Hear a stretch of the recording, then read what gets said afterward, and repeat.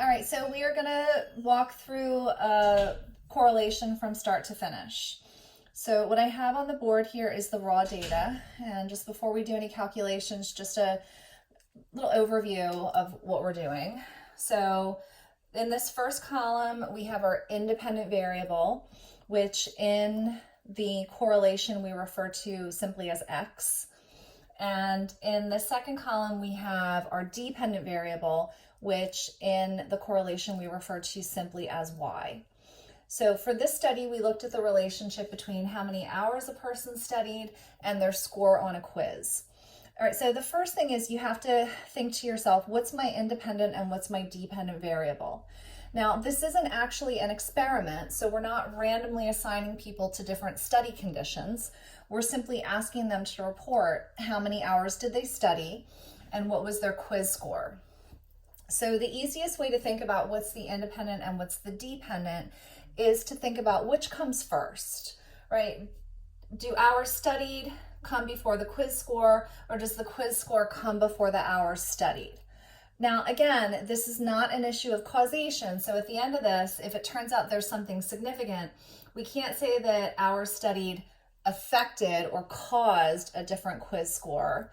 But when you think about the timing of this, generally speaking, hours studied is going to impact quiz score versus quiz score impacting hours studied. So again, I want to caution you about thinking about correlation in terms of causation, but if you're trying to figure out which variable is the independent and which variable is the dependent, think about which one comes first. All right, so here we have our raw data. The first thing we're going to do, just like we do anytime we see raw data, is we're going to summarize it. So for the X's and the Y's, the first thing we're going to do is get the sums, the ends, and the means. And we're really going back to basics in terms of our notation. So the sum of the X's, we're simply going to refer to as sigma X. And when you add up all the numbers in this column, it equals 16. N is the number of items in this column, which is 8. And then the mean of X is X bar. So remember, anytime you see a bar over top of something, that indicates a mean. So the mean of X, or X bar, is 2. All right, going over to this next column, the sum of the Y's, we're going to notate with sigma Y, and that is 48. N is also 8, and Y bar, or the mean of Y's, is 6. All right, so far so good. Now you'll notice I drew this chart with some room over here, and that's because we're going to add a few columns to this chart. All right, then we're going to add 3 more columns to be specific. So the next column we're going to add, we're going to refer to as XY. And really what we're doing here is we're multiplying the X's by the Y's.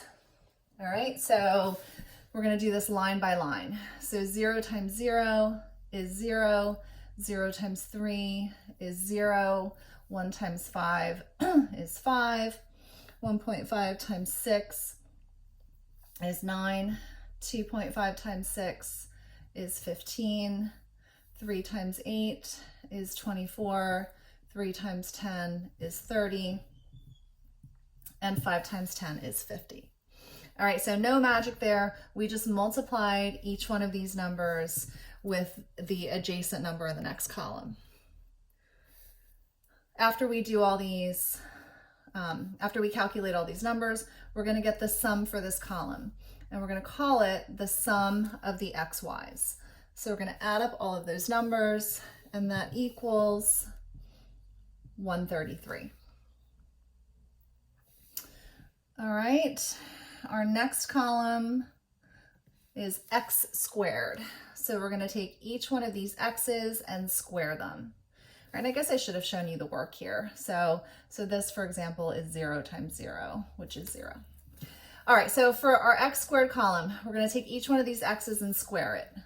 All right, so 0 squared is 0, 0 squared is 0, 1 squared is 1, 1.5 squared is 2.25, 2.5 squared is 6.25, 3 squared is 9, 3 squared is 9, and 5 squared is 25.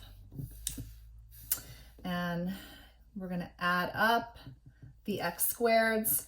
We're going to call it the sum of the x squareds, and that equals 52.5.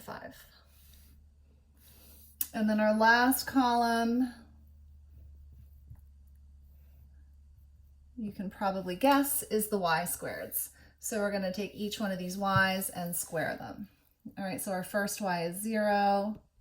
So 0 squared is 0. 3 squared is 9, and so on. So 5 squared is 25. 6 squared is 36. 6 squared is 36.